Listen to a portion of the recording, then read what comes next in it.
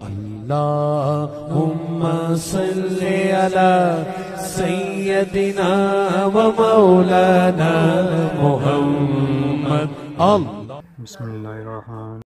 السلام علیکم ورحمۃ اللہ وبرکاتہ. کیا حال ہے آپ سب کا؟ اللهم صل على سيدنا ومولانا محمد معدن الجود والكرم وآلہ وصحبہ وبارک وسلم. تمام تعریف اللہ تعالی جل جلالہ کے لیے، ہر قسم کے درود و سلام نبی مکرم سید عالم صلی اللہ علیہ وسلم کی ذات والا صفات کے لیے حمد و صلات کے بعد، اللہ تبارک و تعالی نے شیطان سے جب کہا نا کہ تو نکل جا، تو لانتی ہے، تو اس نے یہ عرض کیا کہ مولا مجھے مہلت دے. اللہ کریم نے فرمایا جا تجھے مہلت دی. کتنی؟ الی یوم الدین، قیامت کے دن تک تجھے مہلت دی. شیطان نے کچھ اختیارات کا بھی مطالبہ کیا، اللہ تعالیٰ نے اسے وہ اختیارات بھی عطا فرمائے.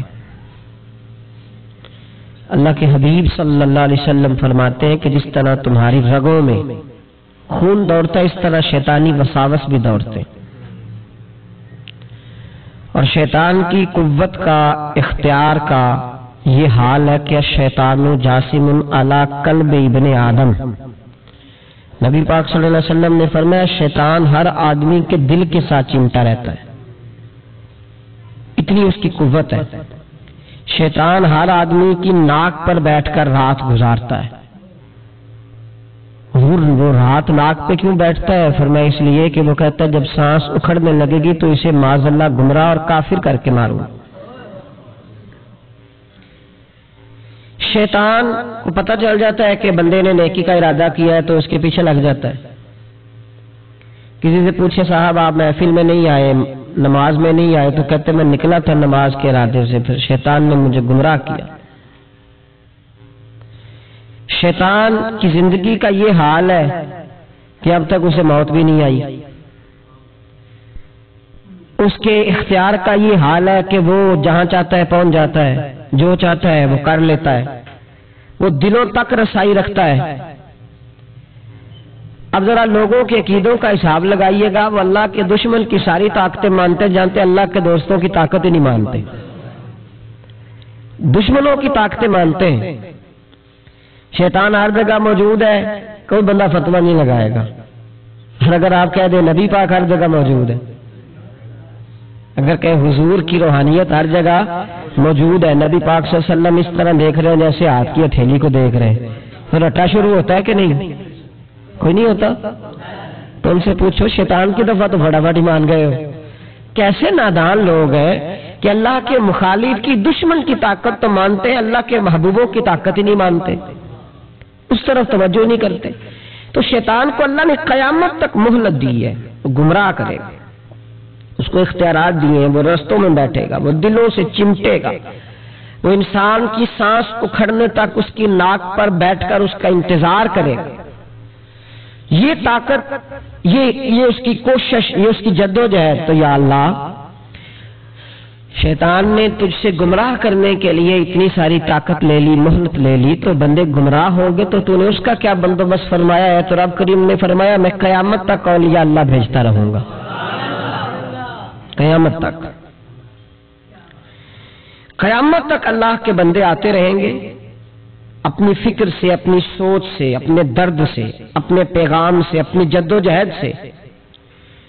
شیطان جتنی چاہے گمراہی پھیلائے، لیکن اللہ اجمیر میں ایک ولی بھیجے گا جو لاکھوں کو کلمہ پڑھا دیا کرے گا. ایک بندے کی برکت سے لاکھوں لوگ دین میں داخل ہو جائیں گے. ایک داتا علی اجمیری کی وجہ سے اللہ پورے بر صغیر میں اسلام کے قدموں کو مضبوطی عطا فرما دے گا. تو اللہ فرماتا ہے اگر میں نے دشمن کو اتنی اجازت دی ہے تو میں نے دوستوں کو بھی بڑی رحمتوں سے نوازا ہوا ہے.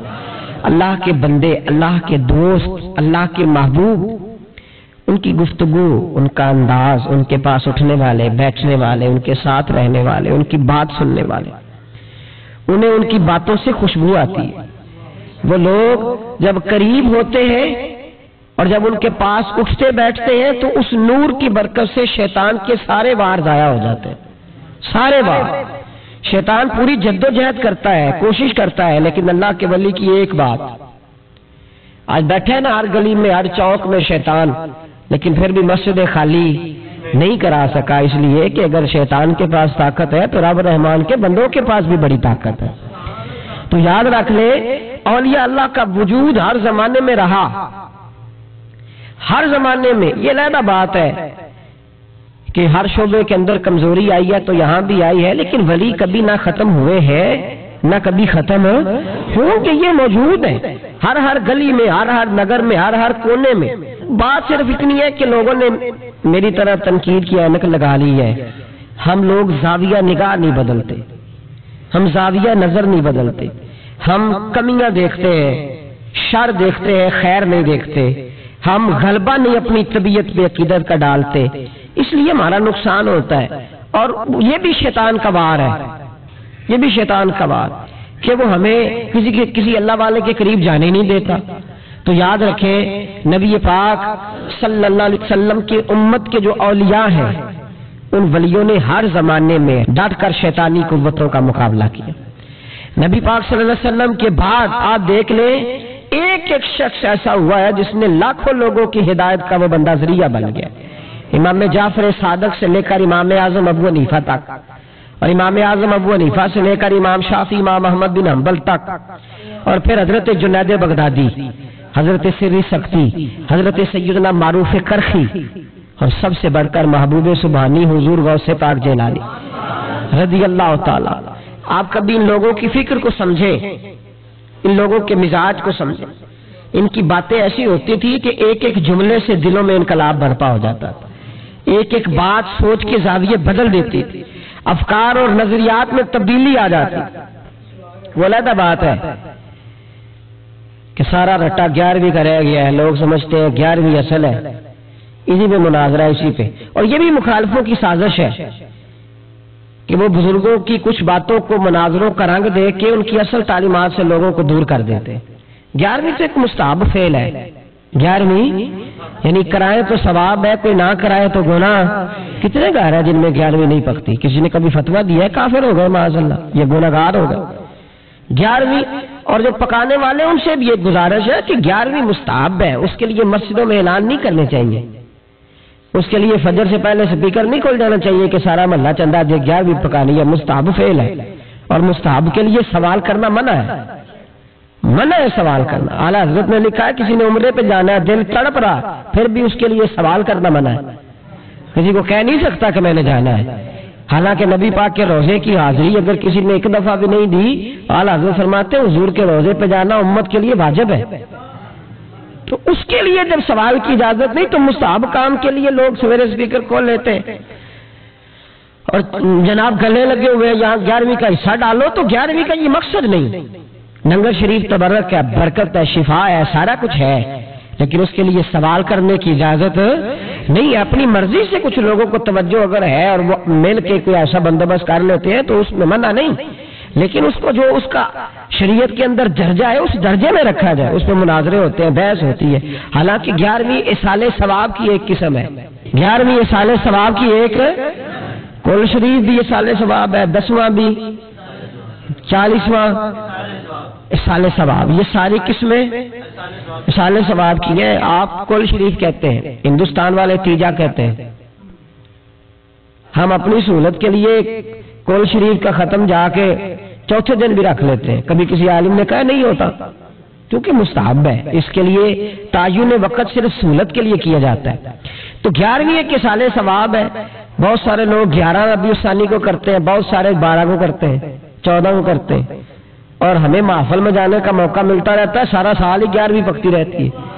لوگوں نے اپنی سہولت کے لیے وقت رکھا ہوا ہے، کسی نے 17 تاریخ رکھ لی ہے، کسی نے 18 رکھ لی ہے۔ تو غوث اعظم رضی اللہ تعالیٰ عنہ کی جو اصل چیز ہے وہ ان کی کرامت ہے۔ پھر ہمارے ایک اور بحث چلتی ہے کہ اللہ کے ولی کچھ دے سکتے ہیں کہ نہیں دے سکتے، اللہ کے ولی کچھ دے سکتے ہیں کہ، میں نے پہلے کہا شیطان دے سکتا ہے، گمراہی پھیلاتا ہے۔ کبھی کسی بندے نے فتویٰ نہیں لگایا کہ مولانا یہ آپ کیا کہہ رہے ہیں، حالانکہ کسی بندے سے بھی پوچھو نا، وہ کام سارے خود کر رہا ہوتا ہے، ڈال شیطان پہ رہا ہوتا ہے، وہ فارغ ہو جاتا ہے، کہتا ہے اس نے مجھے کرنے نہیں دیا۔ او خدا کے بندے تو قدم تو بڑھا، تو رب رحمان کا بندہ ہے، اللہ کے بندے شیطان سے طاقتور ہوتے ہیں، تو آگے بڑھنا، تو اس پہ کھاتے میں ڈال کے چپ کر گیا۔ اللہ کے ولی بڑا کچھ دیتے ہیں، اور جو اللہ کا ولی، سنو جملہ یاد رکھو، جو رب کریم کا بندہ دل میں رسول اللہ کی محبت ڈال دے، اس سے زیادہ بھی کوئی نایاب چیز ہو سکتی ہے؟ جس نے تیرے دل میں مصطفیٰ کا پیار ہی ڈال دیا ہے، تو ابھی تک کہہ رہا ہے ملتا ہے کہ نہیں ملتا، تجھے مانگنے کا طریقہ نہیں آتا، ورنہ وہاں سے تو سارا کچھ ہی ملتا ہے۔ اس کی وجہ کیا ہے؟ کرامت ہے کیا؟ اللہ کا ولی کس طرح دیتا ہے؟ اللہ کا ولی اللہ سے لے کے دیتا ہے، اور بات صرف اتنی ہے کہ اسے اللہ کو منوانا آتا ہے۔ اللہ کے ولیوں کو اللہ کو، یہ نبی پاک کیا کریں گے؟ یہ شفاعت کیا ہے؟ حضور قیامت کے دن کیا کریں گے؟ اللہ کو منائیں گے۔ حضور فرماتے ہیں میں اللہ کو، شفاعت کا مفہوم کیا ہے؟ حضور سید عالم صلی اللہ علیہ وسلم فرماتے ہیں جب اللہ کرسی عدالت پہ بیٹھے گا جو اس کی شان کے لائق ہے، اگرچہ وہ بیٹھنے سے پاک ہے، جب وہ فیصلے کرے گا تو فرماتے ہیں میں سر سجدے میں رکھوں گا، میں روؤں گا، میں اللہ کو مناؤں گا۔ میں جب روؤں گا تو میرا رب کہے گا محبوب سر اٹھا، تو جیسے کہے گا ویسے ہی ہو جائے گا۔ تو بات یہ ہے کہ اللہ کے بندوں کو اللہ کو منانا۔ حضور غوث پاک کے پاس بی بی آ گئی، اس نے کہا حضور بے اولاد ہو، میرے محلے میں ایسی عورتیں بھی ہیں جنہیں اللہ نے 14 بچے دیے، میں بے اولاد ہوں، اولاد بڑا میٹھا پھل ہے، تو میرے آنگن میں اگر ایک پھول کھل جائے تو میرے گھر میں بھی خوشبو پھیلے گی، میرے گھر میں بھی کوئی بچہ روئے گا تو میرا گھر بھی رونق والا ہو جائے گا۔ تو حضور میری ساس اب کہتی ہے رکھنا نہیں، اسے طلاق دے دینی ہے۔ میرا خاوند مجھے کہتا میں مجبور ہوں، میں نے بڑا عرصہ تجھے نبھایا ہے، حضور میں غریب ہوں، میرے پہ نظر کرم ہو جائے، میرے لیے دعا کرے، میرا مالک مجھے ایک بیٹا دے دے۔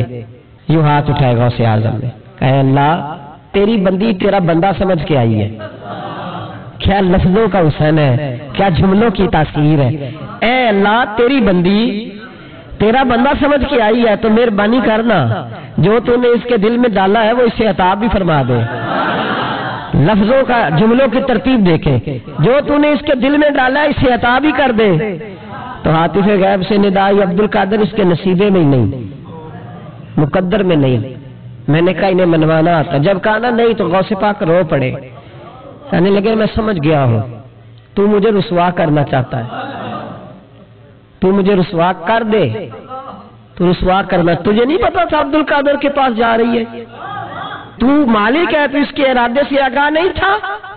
مولا تو بے نیاز ہے، تجھے پتا تھا میرے پاس آ رہی ہے، ٹھیک ہے، یہ کہے گی لوگوں سے جا کے کہ میں عبد القادر کے دروازے تک ہو آئی ہوں، مجھے تو کچھ نہیں ملا، تو ٹھیک ہے مولا میں تیری رضا پہ راضی، تیری قضا پہ شاکر، ٹھیک ہے نہ دے میں راضی ہوں، تو مجھے رسوا کرنا چاہتا ہے۔ بس ابھی دعا ہو ہی رہی تھی کہ عاطف غیب سے ندائی عبد القادر تو بول کتنے بیٹے دوں، بولنا کتنے بیٹے دوں، خدا کے فضل سے ہم پر ہے سایہ غوث اعظم کا، ہمیں دونوں جہاں میں ہے سہارا غوث اعظم کا۔ کہ تو بول کتنے دوں، تو کہا یا اللہ چل ایک مانگنے آئی تھی مہربانی کر 7 عطا کر دے۔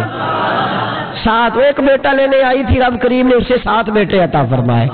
او بھائی تجھے منوانا ہی نہیں آتا، تو اس رستے کا مسافر ہی نہیں، تو اس رستے کا مسافر ہی نہیں، تجھے منوانا ہی نہیں آتا۔ ہمارے بزرگ گزرے حاجی صاحب رحمۃ اللہ علیہ، تو مدرسہ ان کا چھوٹا تھا، کہتے تھے مجھ سے نہیں چندے مانگے جاتے، میرا چھوٹا ہی ٹھیک ہے، چھوٹا ہی دائرہ تھا، تو لوگ بچہ داخل کرانے آتے ہیں، صاحب بچہ داخل کر لیں، کہتے گنجائش نہیں، جتنے کمرے تھے بچے داخل ہو گئے، جو سیانے بندے تھے انہیں پتا تھا، کہتے تھے ٹھیک ہے آپ نہ داخل کریں، ہم بد مذہبوں کے مدرسے میں داخل کرا دیتے، ہم بد مذہبوں کو، ٹھیک ہے ہم نہ کریں، ہمارے پاس ہے وہاں ایک مدرسہ پیٹنے والوں کا، وہاں داخل کرا دیتے ہیں۔ تو صاحب کہتے ہیں او یار کڈو کوئی گنجائش ہوئے، اس کو رکھو کسی جگہ پہ، کوئی کمرہ دیکھو، میرے والے کمرے سے اٹھا لو۔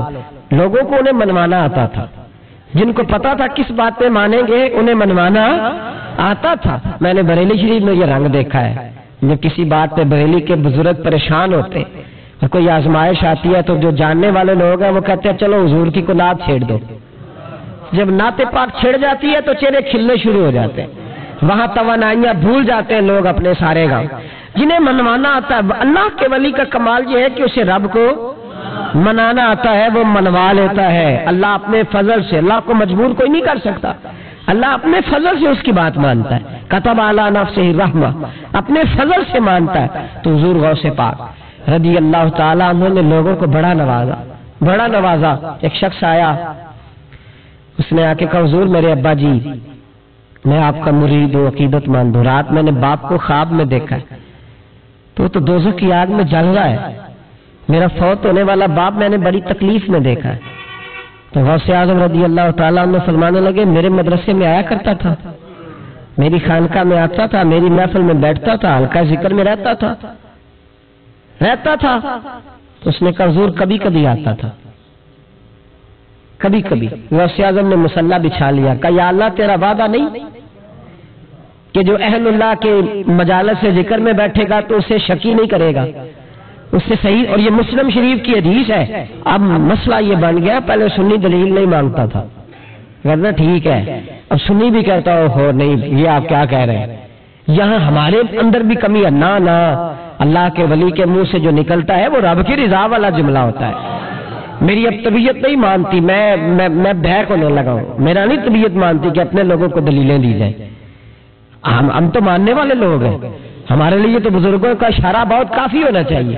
مولانا امجد علی اعظمی صاحب اعلیٰ حضرت کے خلیفہ ہیں، وہ کہتے ہیں کہ دن میں نے تقریر کے بعد ایک شخص نے مجھ سے حوالہ پوچھا تو میں ساری رات روتا رہا. میں نے کہا یا اللہ یہ تیرے بندے کیا سمجھتے ہیں کہ ہم جھوٹ بولیں گے ان سے؟ یہ میں بات بیان کر رہا ہوں ممبر پہ بیٹھ کے، وہ غلط ہو سکتی ہے. فرماتے ایک دفعہ زندگی میں ایسا ہوا تو میں نے رات رو کے گزاری. یہ کیا بات ہوئی؟ ہمارے ہاں اب اس قدر زیادہ جس آدمی ایک بندہ کہنے لگا بخاری سے کھول کے دکھائے، میں نے اس کے آگے بخاری رکھ دی، میں نے کہا پڑھو، کہنا میرے کو تو نہیں پڑھی جاتی. تو میں کہا پھر تو اعتبار کر، پڑھی نہیں جاتی تجھے تو پھر اعتماد کر. عجیب بات ہے کہ ہم جو ممبر میں بیٹھا ہوا ہے، مصلی میں بیٹھا ہوا ہے، اسے تو کم از کم دیانتدار جان لے. تو اپنے اندر سے یہ چیز ختم کرے.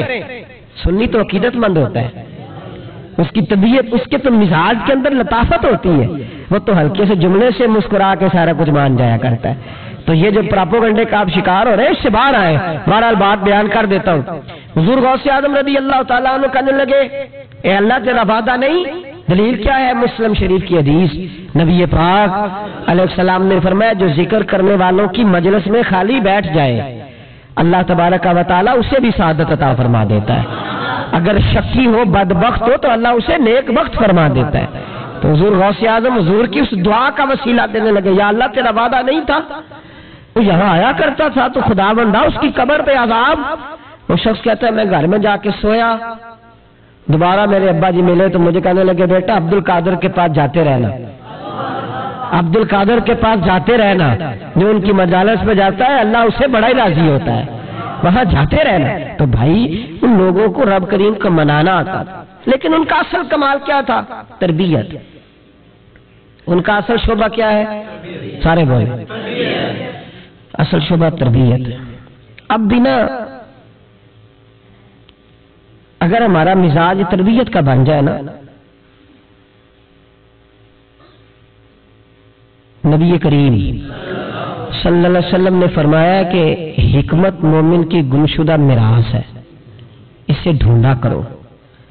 کہیں سے نا کوئی چیز، شیخ شہاب الدین سہروردی کہتے تھے میں نے اپنا پیالہ ساری زندگی یوں رکھا ہے، کسی اللہ والے کے پاس گیا ہوں تو اس طرح پیالہ کھلا رکھا ہے، اور کہتے ہیں میں جہاں بھی گیا ہوں نہ کچھ لے کے ہی آیا ہوں، کچھ نہ کچھ.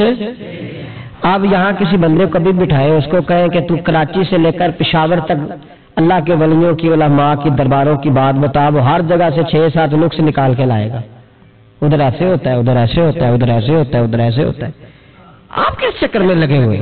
ہم نے تو اپنے حصے کی خیر کٹھی کرنی ہے. کیوں وہ والی اینک لگائی ہے جس اینک پہ ہم نے گرد تنقید کی ڈال لی ہے؟ لوگ اور ساری زندگی تنقید کرنے والا اندر سے خالی ہے. اس کی زندگی اس طرح ہے جس طرح پاگلوں کی ہوتی ہے، بول بول کے اور تنقید کر کر اس نے اپنے دل کی زمین بنجر کر لی ہے، کوئی شے ہاتھ نہیں آئی، کیونکہ وہ ساری زندگی سمجھے ہی نہیں. جو خیر والے لوگ تھے، شیخ شہاب الدین کہتے ہیں پیالہ دل کا سیدھا کر کے گیا ہوں جہاں گیا ہوں، اور جہاں بھی گیا ہوں وہاں سے کچھ لے کے ہی آیا ہوں. کیا کر کے آیا ہوں؟ کچھ نہ کچھ بولیے بولیے، کچھ نہ کچھ میں لے کے آیا ہوں۔ یہاں ہر بندہ اعتراض کر رہا ہے، ہر بندہ کچھ نہیں جی، خیر کوئی شے نہیں۔ خدا کے بندے، یہ جو تمہیں اذانیں، جماعتیں، عبادتیں، ریاضتیں، درود، سلام، ذائقے، یہ جو کچھ نظر آ رہا ہے تو اس کا مطلب ہے اللہ کے بندے موجود ہیں، ان کی برکت سے نظر آ رہا ہے نا سارا کچھ۔ تو اولیاء اللہ کے پاس لوگ خیر لینے جاتے، ان کی زندگی کے مقاصد تربیت تھی، خیال تھا۔ غوث اعظم کے زمانے میں ایک گویا تھا۔ آج تو لوگ بزرگوں کے نام پہ ساز رنگ کی محفلیں سجاتے ہیں نا، گویا تھا غوث اعظم کے زمانے میں، گانے گاتا تھا۔ تو غوث اعظم اس سے سمجھاتے تھے کہ یہ طریقہ درست نہیں۔ اور ہمارے زمانے میں جس کی ہاں میں لاؤ وہ راضی رہتا ہے، اور کسی بات پہ ٹوک دو تو فوراً ناراض۔ ہمارے زمانے کے اندر یہ ماحول ہے کہ جہاں آپ نے کسی بندے کو کہا کہ تو غلط ہے، یا کسی کو جس جگہ ڈانٹا اس جگہ یہاں تو مداری بن کے وقت گزارنا پڑتا ہے۔ جو آئے اس کے اشاروں پہ ناچو تو لوگ ٹھیک ہے۔ ہم چاہتے پتہ کیا ہے کہ صوفی صاحب ہوں، پیر صاحب ہوں تو وہ نا ہمارے سامنے ہمارے اشاروں پہ چلیں۔ آپ کسی بندے کو اس جگہ انکار کریں، انکار۔ میرے صاحب نا کچھ لوگوں کو اٹھ کے ملتے تھے، کچھ لوگوں سے پورا اتنا سا ہاتھ بعض ملایا جاتا تھا۔ میرے دل میں اکثر سوال آتا تھا۔ ایک دن میں نے کہا حضور یہ بڑے فضول سے کچھ بندے ہیں تو ان کو بعض اوقات اعزاز ملتا ہے، تو کچھ بڑی محبت کے ہیں تو ان کو اتنا سا ہاتھ بھی آپ ملا لیتے ہیں۔ تو ایسا فرمانے لگے یہ اپنے بیگانوں کا فرق ہے۔ میں نے کہا کس طرح؟ فرمانے لگے کچھ ایسے ہوتے ہیں جن کو پروٹوکول نہ دو تو بھاگ جاتے ہیں، تو کچھ ایسے ہوتے ہیں جن کا پتہ ہوتا ہے انہیں جوتے بھی مارے تو یہ میرا ہی ہے، اس نے جانا کوئی نہیں، یہ میرا ہے۔ فرماتے ہیں جسے ڈانٹتے زیادہ ہیں، ڈبٹتے زیادہ ہیں، اس کا پتہ ہوتا ہے یہ جا کہیں نہیں سکتا، یہ میرا ہی ہے، کہ جتنا مرضی کچھ کرو۔ تو جو پروٹوکول مہینے کا دور آیا نا ہمارا، ہم تو ذرا اس لیے تو اصلاح نہیں ہو رہی۔ آپ کسی شخص کو کہیں انکار کر کے دیکھیں، اسی وقت وہ اڑ جائے گا، مینوں ہی نہ کر چھڑی، حالانکہ میں تیاری روٹی بھی کھوائی ہے۔ ان چکروں سے باہر آئے۔ یہ چیز آپ کا تربیت روک دے گی، منع کر دے گی، آپ باہر نکلے۔ حضور غوث پاک رضی اللہ تعالیٰ عنہ گویا گایا کرتا تھا، غوث اعظم منع کرتے، فرماتے طریقہ ٹھیک نہیں، بات چیز سے وہ مخالفت کرنے لگ گیا۔ اور لوگ جب ان کے مفادات پہ ٹھوکر لگتی ہے تو وہ ذات پات پہ اتر آتے ہیں۔ وہ کہتا ہے جی دیکھو میرے پیچھے راش بڑا ہے، لوگ سنتے بڑے ہیں، تو عبد القادر تو معاذ اللہ جلتے ہیں مجھ سے۔ خیر بڑی مخالفت کی، باتیں ٹٹول کے لاتا، کھاتے کہاں سے ہیں، لنگر کہاں سے آتا ہے، یہ کیا ہے۔ حضور غوث اعظم مستیاں کرتے، فرماتے چل ٹھیک ہے موج کر۔ وقت گزرتا گیا، بوڑھا ہو گیا، لوگ اس کی آواز کے دیوانے تھے، گلے کی آواز بڑا سریلی تھی، وہ اب دھیمی پڑ گئی۔ وہ جو اسے سنتے تھے وہ کسی اور کو سننے لگے۔ گھر میں بھی جب تک پیسے آتے تھے تب تک تو گھر میں بھی بڑی قدر تھی، اب جب گھر میں کچھ نہ دیا تو بچوں نے بھی نکال دیا۔ حالت یہ ہوئی کہ قبرستان جا کے بیٹھ گیا، مکھیاں بھنکتی ہیں، پہننے کو کپڑا کوئی نہیں، کھانے کو روٹی کوئی نہیں۔ میرے شیخ میرے غوث اعظم اس گلی سے گزرے، جب غوث اعظم گزرے تو اس کی حالت دیکھی تو محبوب پاک کا وہ طریقہ یاد آ گیا۔ سلام اس پر کہ جس نے دشمنوں کو بھی کھوائیں دی، سلام اس پر کہ جس نے گالیاں سن کر دعائیں دی۔ تو حضور غوث اعظم گھر گئے، غلام کو بلایا، فرمایا 100 دینار لے جا، اس گویے کو دیا، بتانا نہ کس نے بھیجے، دے کے لوٹ آنا۔ وہ کہتا میں گیا تو بڑی بری حالت، پھٹے ہوئے کپڑے، خستہ حالی، جا کر کے 100 دینار دیے، میں نے کہا لو۔ اس نے آ کے کھولی تو بڑھاپے سے بری حالت، بیماری، ذوف۔ کہنے لگا کس نے بھیجے؟ تو میں نے کہا مجھے پہنچانے کا حکم ہے، بتانے کا نہیں۔ تو کہتے اس کی آنکھوں میں آنسو آ گئے۔ کہنے لگا میں بھی سارے بغداد کو جانتا ہوں، مجھے پتا ہے اس حالت پہ اگر مجھ پہ کوئی کرم کر سکتا ہے تو وہ عبد القادر جیلانی ہے، مجھے بھی پتا ہے، میں بھی جانتا ہوں۔ اس حال میں گرے ہوئے کو تھامنا اگر کسی کا طریقہ ہے تو وہ غوث اعظم کا ہی ہے، وہی مجھ پہ کرم کر سکتے ہیں۔ کہتے میں خادم کہتے میں دے کے آیا تو وہ میرے پیچھے پیچھے چلنے لگا۔ حضور غوث اعظم پڑھا رہے تھے تو سامنے آ کے کھڑا ہو گیا، نظر اٹھائی آپ نے، فرمایا میں کیا خدمت کر سکتا ہوں؟ چیخ ماری اس نے، رویا، قدموں میں گرا، لگا عبد القادر تو میرے نبی کا سچا وارث ہے، تو سچا وارث ہے نبی پاک صلی اللہ علیہ وسلم کا، میں ساری زندگی مخالفت کرتا رہا اور جب میرا کوئی نہ بنا تو میرا بن گیا، اب مجھے بتا کہ اس بڑھاپے میں توبہ کروں تو اللہ قبول کر لے گا؟ تو غوث اعظم فرمانے لگے تو سچے دل سے توبہ کر، اللہ تیری توبہ بھی قبول فرمائے گا اور تجھے اپنے نیک بندوں میں شامل بھی فرمائے گا۔ شرط یہ ہے کہ سچے دل سے کر، اخلاق کے لیے آئے، کردار کے لیے آئے، تربیت کے لیے آئے۔ ان لوگوں نے اپنے عمل سے ڈھیروں لوگوں کی زندگیاں بدلی۔ غوث اعظم مزدوروں کی طرح دین کا کام کرتے تھے۔ میں نے بڑا سوچ سمجھ کے فکر رکھا ہے، مزدوروں کی طرح۔ میں نے اپنے گاؤں میں کچھ ایسے مزدور دیکھے جو صبح فیکٹری میں دیہڑی کر کے آتے تھے تو شام کو دیہڑی کر کے آئے پوری 4 بجے تک 5 بجے تک، تو شام کو کسی آدمی نے مٹی ڈالنی ہے اپنے گھر کے اندر تو اس سے بھی ٹھیکہ کر لیا، اس نے کہا میں 300 روپیہ دوں گا مٹی اٹھا لو، تو وہ مزدور گھر آیا تو اس نے کہا چلو بچوں کے کپڑے بھی لینے، عید بھی قریب آ رہی ہے۔ یہ مزدور لوگ بڑی جدوجہد کرتے ہیں، تو رات کو مٹی ڈال دی۔ حضور غوث اعظم نے مزدوروں کی طرح دین کا کام، یہاں تو موجیں لگی ہیں، تو موجیں لگی ہوئی ہیں لوگوں کی، یہاں تو لوگ ساد رنگ میں مست ہو کے کہتے ہیں بات ٹھیک ہو گیا جی، ہم بڑے پکے ان کے ماننے والے۔ غوث اعظم فجر کے بعد فقہ کا درس دیتے تھے، فقہ کا، ان کہہ دے وہ بھی مولوی سن چونکہ درس جو دیتے تھے، فقہ کا درس فجر کے بعد، ظہر کے بعد غوث اعظم لوگوں کو حدیث پاک پڑھایا کرتے تھے، عصر کے بعد قرآن پاک کی تفسیر بیان کرتے تھے۔ ہر روز رات کو عشاء کے بعد دور دراز سے مخلوق آتی تھی، لاکھوں کا مجمع ہوتا تھا اور غوث اعظم وہاں رسول اللہ کا دین لوگوں کو سمجھایا کرتے تھے۔ 1000 آدمی کاغذ قلم لے کے عالم بیٹھا کرتے تھے، غوث اعظم جو تفسیر بیان کرتے اسے لکھا جاتا تھا۔ یہ حضور غوث اعظم کا طریقہ ہے۔ غوث اعظم بغداد کی جامع مسجد کے خطیب تھے، وہ خطیب تھے مسجد کے، جامعہ نظامیہ کے نام سے غوث اعظم نے مدرسہ بنایا ہوا تھا، وہ ایک ادارے کے پرنسپل تھے، جسے الف با سیدھی پڑھنی نہ آئے وہ کہے میں بڑا ولی ہوں مجھے غوث پاک کا فیض ہے، تجھے کس طرح کا فیض ہے؟ غوث اعظم کا فیض یہ آپ فرمایا کرتے جتنی جس کی زبان میں تاثیر زیادہ ہو سمجھو میرا فیض اسے زیادہ ملا ہوا ہے۔ آپ تقریر کرتے تھے، خطبہ دیتے تھے، روز رات کو بیٹھتے تھے۔ یہاں پیر صاحب کے پاس علم لدنی ہے، انہیں 8000 کا مولوی رکھے جمعہ پڑھانے لئے، انہیں کہا پیر صاحب کیوں نہیں پڑھا دے؟ کہ ہمارے پیر صاحب کے پاس علم لدنی ہے۔ میں کہ انہوں آندہ ہی نہیں بچارے نے، علم لدنی ہوئے تو باہر بھی آ رہے ہوتا۔ کن لوگوں کو ماننا شروع کر دیا قوم نے؟ کہتے ہیں مولوی اور ہوتا ہے صوفی، تو صاحب کہہ دو مولوی پڑھا ہوتا ہے صوفی جاہل ہوتا ہے، یہ فرق کرو معاذ اللہ سمجھ میں آئے۔ کیا چکر ہے؟ کس طرف لوگ چلے گئے؟ حضور غوث اعظم رضی اللہ تعالیٰ عنہ 16 گھنٹے دین کا کام کرتے، 16 گھنٹے، اتنا پڑھا پڑھایا، پھر بھی اگر کوئی بندہ آ گیا نا چل کے دور سے، مصر سے، یمن سے 15-20 بندے آ کر حضور محفل میں لیٹ ہو گئے تھے تو ہم آپ کی زیارت کے لیے، تو غوث اعظم گھنٹہ ان کو بھی تقریر سناتے رہتے، انہیں بھی دین بتاتے، کہنا چلو دین کے کام میں آ جاؤ، وہ ٹائم ہی لگا لیتے، آج تھوڑا زیادہ مزدوری کر لیں۔ مزدوروں کی طرح کام کیا، 50 کے قریب کتابیں لکھی، لاکھوں لوگوں کا قبلہ درست کیا، ہزاروں یہودیوں اور عیسائیوں کو کلمہ پڑھایا۔ حضور غوث اعظم رضی اللہ تعالیٰ عنہ نے مجاہدین تیار کیے، میرے ذمہ راہ حوالہ صلاح الدین ایوبی جب جنگیں لڑ رہے تھے تو بیت المقدس کے باہر کھڑے ہو کے کہتے تھے مجھے معمولی نہ سمجھنا، میں عبد القادر جیلانی کے مدرسے کا پڑھا ہوا ہوں، مجھے کوئی معمولی نہ سمجھے، میں غوث اعظم کا۔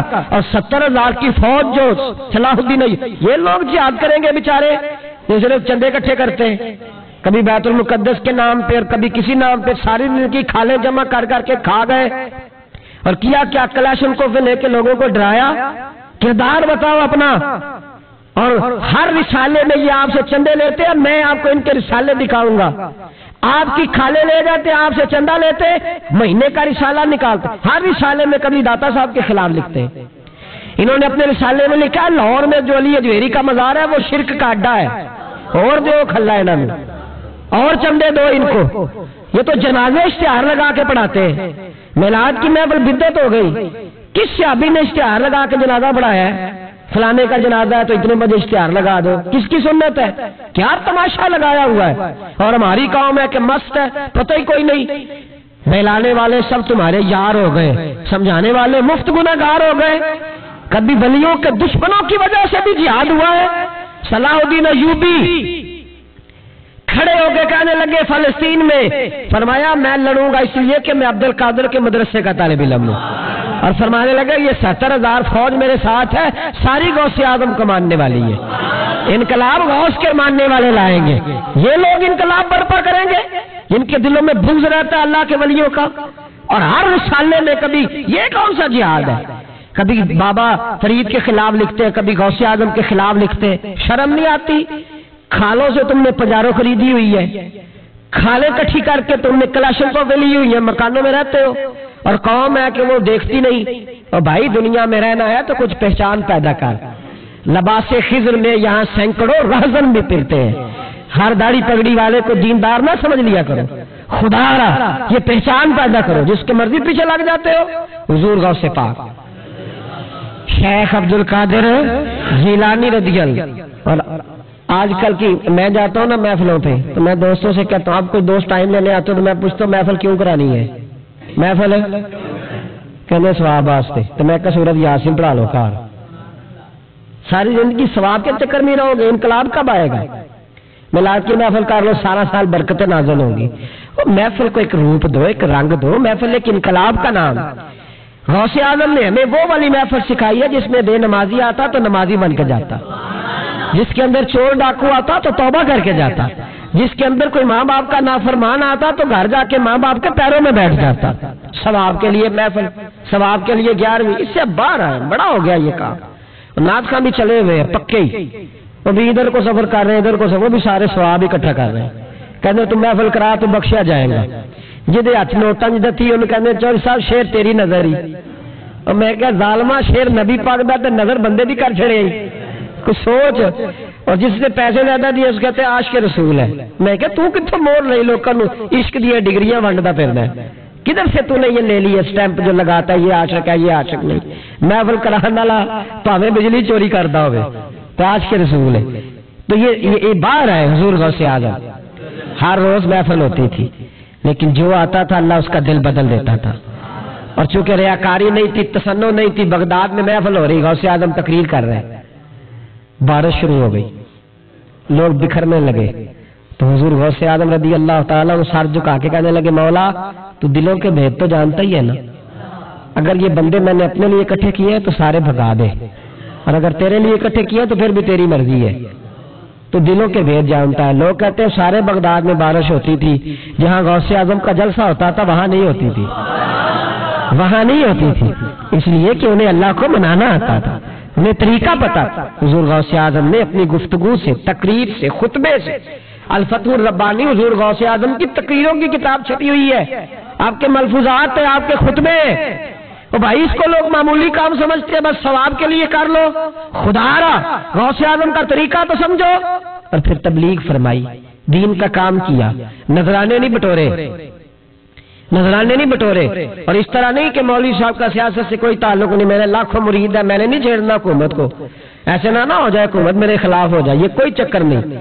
بادشاہ وقت آیا نذرانہ دینے، وقت کا بادشاہ نذرانہ دینے آیا، وہ کہتا میں رستے میں سوچ رہا تھا کہ اگر یہ ولی ہو تو مجھے پتہ چل جائے گا، اگر تم نے سیب کھلائے نا، سیب کا موسم نہیں پھر تو ولی اللہ ہے، اور اگر سیب نہ کھلائے تو پھر نہیں میں مانتا، ٹھیک ہے نا جی، جس طرح کے آج مرید ہوتے ہیں لوگ، کہتے ہیں سیب کھلائے تو پھر بادشاہ تھا نا، تو کہتے ہیں میں 2 تھیلیاں شرفیوں کی بھی لے گیا کہ پیر صاحب کو پیسے دوں گا تو ذرا نرم بھی ہو جائیں گے میرے حق میں، پیر ہو جائے تو ذرا نرم، اللہ ماشاءاللہ۔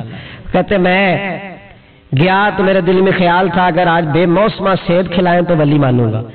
کہتے غوث اعظم نے یوں ہاتھ اٹھائے، موسم بھی نہیں تھا پر 2 سیب ان کے ہاتھوں میں آ گئے، اور آپ میری طرف سیب بڑھا کے کہنے لگے ولایت کو سیبوں سے نہیں تولنا چاہیے، تو سیبوں سے تولتا پھرتا ہے، یہ تو اللہ کی رضا والا کام ہے، یہاں کوئی تاجر تھوڑی محنت کرے کھاد شاد ڈالے تو وہ بھی بے موسم میں پھل اگا لے گا، تو کس چیز سے میری ولایت چیک کر رہا ہے؟ یہ پکڑ چھری اور یہ پکڑ سیب اور کھا۔ کہتا میں نے کاٹ کے کھایا تو سیب کڑوا نکلا۔ غوث اعظم کہنے لگا کیا ہوا، کڑوا ہے؟ کہا حضور ہاں، تو نے اپنے ہاتھ سے کاٹ کے ایک ٹکڑا دیا، کہا کھاؤ، کھا کے کہنے لگا حضور آپ کے والا تو میٹھا ہے۔ تو سیب تو دونوں غیب سے آئے ہیں تو میرا کڑوا کیوں ہے؟ آپ کا فرمانے لگے غوث اعظم دونوں میٹھے تھے، ایک کو ظالم کے ہاتھ لگ گیا تو کڑوا ہو گیا ہے، میٹھے دونوں تھے، تو ظالم ہے نا، ظلم کرتا ہے، تو تیرے ہاتھوں کی وجہ سے کڑوا ہو گیا، ایک ہی تھے۔ اس نے 2 تھیلیاں اشرفیوں کی مصلے کے نیچے رکھی، کہنے لگا حضور نذرانہ ہے، فرمانے لگے ضرورت ہی نہیں، لے جا، اللہ کے بندوں کو دنیا داروں کے نذرانوں کی ضرورت ہے، اور ضد کرنے لگا حضور قبول کر لے۔ آپ فرمانے لگے جا تو جا، نہیں چاہیے، کہا حضور ضرورت نہیں، حضور قبول فرما لے۔ آپ نے فرمایا جا، کہا حضور لے لے، آپ کی مہربانی۔ فرمانے لگے اپنے کپڑے دیکھ اور میرے دیکھ، اپنی روٹی دیکھ اور میری دیکھ، میں تجھ سے اچھا کھاتا ہوں، تجھ سے اچھا پہنتا ہوں، میرا اللہ مجھے تجھ سے بہتر دیتا ہے، تو جا تو۔ اس نے کہا نہیں، قبول کر لے۔ غوث اعظم نے دونوں تھیلیاں اشرفیوں کی پکڑی اور جب ان کو نچوڑا تو اندر سے خون نکلنے لگا۔ غوث اعظم فرمانے لگے غریبوں کا خون نچوڑ کے مجھے نذرانہ دینے آ گیا ہے؟ غریبوں کا خون نچوڑ کے؟ پیر صاحب نے کبھی پوچھا نہیں فیکٹری والے سے کہ تو مزدوروں کے ساتھ کیا علاج کرتا ہے؟ پیر صاحب نے کبھی سوال نہیں کیا کہ یہ جو لے کے آ رہا ہے کہاں سے لے کے آ رہا ہے؟ غوث اعظم رضی اللہ تعالیٰ عنہ فرمانے لگے میں تیرے پردے نہیں کھولنا چاہتا تھا، تو باز ہی نہیں آ رہا، غریبوں کا لہو نچوڑ کے تو مجھے نذرانہ دینے آ گئے ہو؟ فرمایا نکل جا، ورنہ یہ خون اتنا بہاؤں گا کہ تو بھی بہ جائے گا، تیرا محل بھی بہ جائے گا۔ لوگوں کا خون نچوڑ کے مجھے نظر نیاز دینے آ گئے ہو؟ حضور غوث اعظم جواں فکر، جواں سوچ، انقلاب مزاج صوفی تھے، جمعے کا خطبہ دینے آئے تو ایک شخص نے کہا حضور ایک ظالم آدمی کو گورنر بنا دیا ہے بادشاہ نے بغداد کا۔ کہنا چاہیے تھا نا میری مسجد میں بڑا رش ہے، مجھے کیا لگے، میرے مدرسے میں طالب علم ٹھیک ہے، لنگر صحیح پک رہا ہے، ٹھیک ہے بناتا ہے تو بناتا ہے، پھر لوگوں پہ ظلم ہوگا نا۔ لیکن یہ طریقہ دین کا طریقہ نہیں، لوگ ظلم کا شکار ہوتے رہے، حکومتیں مرضی کرتے رہے، صوفی کہے میرا نہ کوئی مخالف ہو جائے۔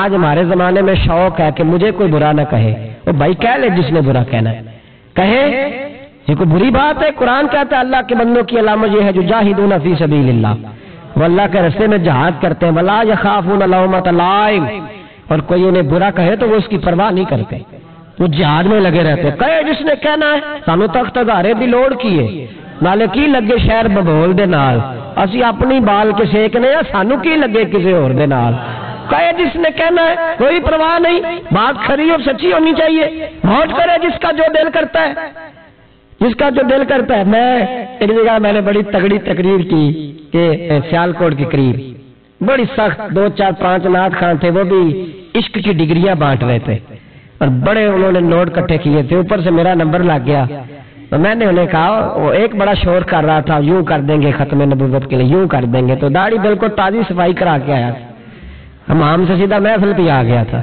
میں کہ بولیا تیرے کو داڑھی دا پار تے چکیا نہیں جاندہ تے سارے دین دا کیویں چکے گا، وہ تو چک لے، وہ تیرے کو تھوڑا جہا بھی نہیں چایا جا رہا۔ ایک اور تھا اس میں، مجھے کہنے لگا میں تو نویں نعت سنانی، میں کہ تیری مہربانی مینوں کو پرانی سنائی، نویں کلام میرے کو نہیں ہضم ہوندے جڑے تسی شروع کیتے تھے ڈم ڈم۔ تو مسئلہ خراب ہو گیا، ایک پیر صاحب بھی بیٹھے تھے، اب یقین کریں نبی پاک کی نعت ہو رہی ہے اور اشارہ پیر کی طرف ہو رہا ہے، اشارہ پیر کی، حضور کی نعت نبی پاک کی نعت ہو رہی اور اشارہ بھی جو شعر حضور کے نام کیا وہ کسی پیر پہ فٹ کرنا درست ہے؟ وہ بھی مست ہو ہے، 100 دے نوٹ کٹ کٹ کے دے رہے ہیں، میری گل نہ ہو رہی۔ تو میں نے کہا شرم کرو، اللہ سے ڈرو، اور باہر نکلے گئے تو ٹائر پنکچر تھا گاڑی کا، گاڑی کا ٹائر پنکچر تھا، تو میں ایک بندے نے کیا ابھی پہنچنا ہے، اس دن مجھے واپس وزیر آباد بھی آنا تھا، ٹائر پنکچر ہو گیا، تو مجھے کہنے لگا کسی نعت خانے کے علم آ رہا ہے تہاڈی گڈی نوں، تسی چھڑ دے نہیں نا کسی دی گل، تے انہیں دوجا بھی کر چھڈنا سی، اودی مہربانی سمجھو نے ایک کیتا ہے۔ یہ حال ہو گیا ہمارا کہ لوگ اب پوزیشن اس طرح کی کسی کو سمجھائے وہ مخالفت کرتا ہے۔ انہوں نے بعد میں میٹنگ کی، انہوں کہنے لگے تو کتوں مولوی بلا لیا، اگوں نہیں آنے بلائی، کس طرح کا آدمی تھا، سب کو اس طرح، اور بڑی بڑی عجیب حرکتیں۔ میں یہ لودرا ملتان سائڈ پہ 2-3 دن کے لیے تو نقیبے محفل، وہ بےزتی کری جائے مجمع دی، تسی بول دے نہیں، تسی سبحان اللہ نہیں آندے، ایڈا رکھا مجمع کدے نہیں ویکھے، کنجے تسی بندے ہو، من تسی یاد رہو گے، بوڑھے بوڑھے لوگ بیٹھے ہیں، ٹھنڈ کا موسم ہے، کری جا رہے ہیں، وہ میرے سے نہ برداشت ہوا، کبھی کبھی رگ بڑی تنگ کرتی ہے، کچھ دیر تو میں نے برداشت کیا، تو بعد میں بول ہی پڑا، میں کہ بھائی بہ جا، تیری مہربانی، تو پیسے لے کے آئے، مفت آئے نہیں سارے، یہ چنگے نہیں تیرے نالوں، یہ فری بیٹھے مفت بیٹھے، تو پیسے لے گئے، مجھے انہوں نے بتایا کہ 15,000 تو نے پہلے لیا، کس بات کا لیا؟ تو یہ کوئی مذہب کا کام ہے؟ کیا چکر چلایا ہوا ہے؟ یہ کوئی طریقہ ہے؟ یہ اس طرح دین پھیلتا ہے؟ غوث اعظم جیلانی، حضور شیخ عبد القادر جیلانی، یہ لوگ اگر بادشاہوں کی ٹی سی کرتے تو انقلاب نہ برپا ہوتا۔ حضور غوث اعظم رضی اللہ، اور جو آ رہا ہے چودھری صاحب عاشق رسول ہے، اس لیے کہ 50,000 دیا محفل میں، تو بس 50,000 کا عشق مل جاتا ہے؟ کیا تماشا لگ گیا؟ غریب آدمی میلاد کی محفل میں بھی ویڈیو کے پیچھے بیٹھتا ہے، نہ سڑ کو دھی ہے نہ آگے انہیں ہے، کیا اس شکل سے باہر آئے؟ غوث اعظم رضی اللہ تعالیٰ عنہ اس لیے لتاڑ لیتے تھے یہ لوگ کہ ان کے اندر لالچ نہیں تھا، کسی شخص کے ساتھ کوئی ذاتی مسئلہ نہیں تھا۔ بڑی مخالفت کی لوگوں نے ان کے زمانے میں بھی ان کی۔ جمعہ پڑھانے آئے، ایک شخص نے کہا حضور ظالم آدمی گورنر بنا دیا بادشاہ نے۔ غوث اعظم نے منبر پہ چڑھ کے فرمایا میں جمعہ پڑھانے لگا ہوں، میرا جمعہ ختم ہونے سے پہلے میرا حکم ہے کہ بادشاہ گورنر بدل دے۔ یہ نہیں کہا میرا بیٹا بنا دے، میرا مرید بنا دے، وہ میرا رشتہ دار لگا دے، فرمایا حکم دیتا ہوں کہ جمعہ ختم ہونے سے پہلے گورنر بدل دو، ورنہ میرا نام عبد القادر جیلانی ہے، جمعے کے بعد میں خود بدل دوں گا، میں بدل دوں گا جمعے کے بعد۔ ہر مشکل دی کنجی یارو ہاتھ مردہ لے آئی، میں بدل دوں گا جمعے کے بعد، اور تم دیکھو گے بدلا جائے گا۔ لوگ کہتے ہیں جمعے کی نماز پڑھ کے نکلے تو بادشاہ دروازے پہ کھڑا تھا، کہنے لگا حضور مہربانی کرے ناراض نہ ہونا، بدل دیا گورنر، ہم نے گورنر ہے۔ یہ شان تھی غوث اعظم کی کہ غوث اعظم جو کہہ دے رب ویسا کر دے۔ لیکن عاجزی کیا تھی؟ شیخ سعدی فرماتے ایک بوڑھے کو کسی شخص نے بیت اللہ کے ساتھ پتھر پہ سر رکھ کے روتے دیکھا، اور وہ بزرگ بوڑھے کہہ رہے ہیں یا اللہ قیامت کے دن مجھے اندھا کر کے اٹھانا، اندھا کر کے، کہیں ایسا نہ ہو تیرے نیک بندوں کے سامنے میں شرمندہ ہو جاؤں، اور مولا مجھ سے درگزر والا معاملہ کرنا، مجھ سے سوال نہ کرنا، میں کمزور ہوں۔ رو رہے کہتے میں قریب گیا تو میں نے جا کے دیکھا کہ پتہ تو کروں کون گناہگار ہے، میں بھی اس کے لیے دعا کرتا ہوں۔ وہ بزرگ کہتے ہیں جب ان بزرگوں نے چہرہ اٹھایا تو میری چیخ ہی نکل گئی، یہ تو غوث اعظم جیلانی ہے۔ ایک طرف راتی ساری کر کر زاری، نیند اکھاں تھی توندے، فجرے اوہی گناہگار کا آون سب تو نیوے ہوندے۔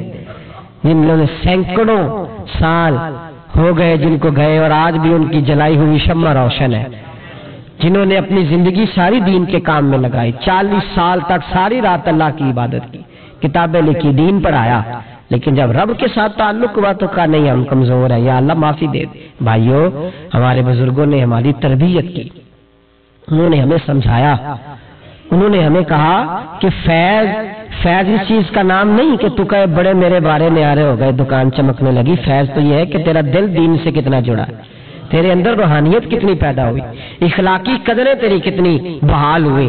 غوث اعظم سے کسی نے کہا تھا حضور دعا قبول نہیں ہوتی، فرمایا 3 شرطیں ہیں، تیری ہر دعا اللہ قبول فرمائے گا۔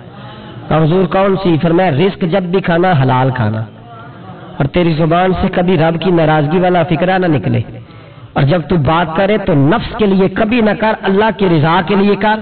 عبد القادر وعدہ کرتا ہے تو جو دعا بھی کرے گا مالک تیری قبول فرمائے گا۔ اپنے نفس کی رضا کے لیے، اپنے باطن کو خوش کرنے کے لیے سارا دن داستانے نہ چھیڑ، اللہ کی رضا کے لیے بول۔ ہم کتنا بولتے ہیں لیکن نفسانی باتیں، نفسانی خواہشیں، یہ کہنے کے لیے کہ لوگ نیچا دیکھ لیں گے کیا ہو جائے گا، خدا را اللہ کی رضا کے لیے جب بولیں گے تو اللہ را۔ اللہم صلی علی سیدنا و مولانا محمد معدن الجود والکرم وآلہ وصحبہ وبارک وسلم۔ تمام تعریف اللہ تعالی جل جلالہ کے لیے، ہر قسم کے درود و سلام نبی مکرم سید عالم صلی اللہ علیہ وسلم کی ذات والا صفات کے لیے حمد و صلات کے بعد، اللہ تبارک و تعالی نے شیطان سے جب کہا نا کہ تو نکل جا، تو لعنتی ہے، تو اس نے یہ عرض کیا کہ مولا مجھے مہلت دے۔ اللہ کریم نے فرمایا جا تجھے مہلت دی، کتنی؟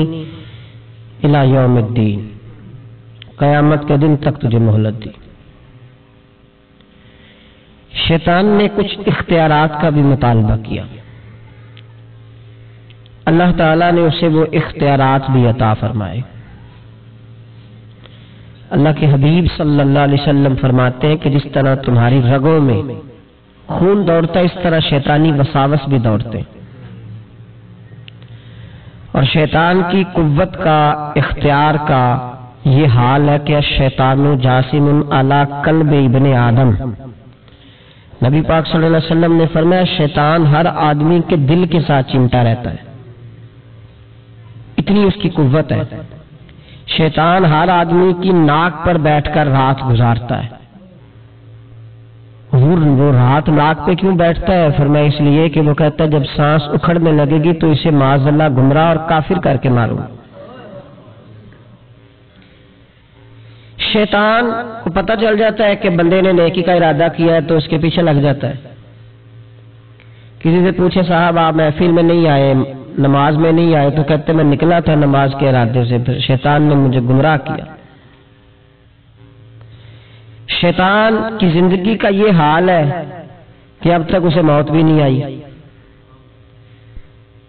اس کے اختیار کا یہ حال ہے کہ وہ جہاں چاہتا ہے پہنچ جاتا ہے، جو چاہتا ہے وہ کر لیتا ہے، وہ دلوں تک رسائی رکھتا ہے۔ اب ذرا لوگوں کے عقیدوں کا حساب لگائیے گا، وہ اللہ کے دشمن کی ساری طاقتیں مانتے جانتے، اللہ کے دوستوں کی طاقتیں نہیں مانتے،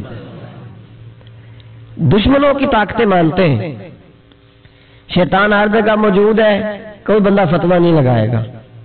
اور اگر آپ کہہ دیں نبی پاک ہر جگہ موجود ہے، اگر کہ حضور کی روحانیت ہر جگہ موجود ہے، نبی پاک صلی اللہ علیہ وسلم اس طرح دیکھ رہے ہیں جیسے ہاتھ کی ہتھیلی کو دیکھ رہے ہیں، تو رٹا شروع ہوتا ہے کہ نہیں؟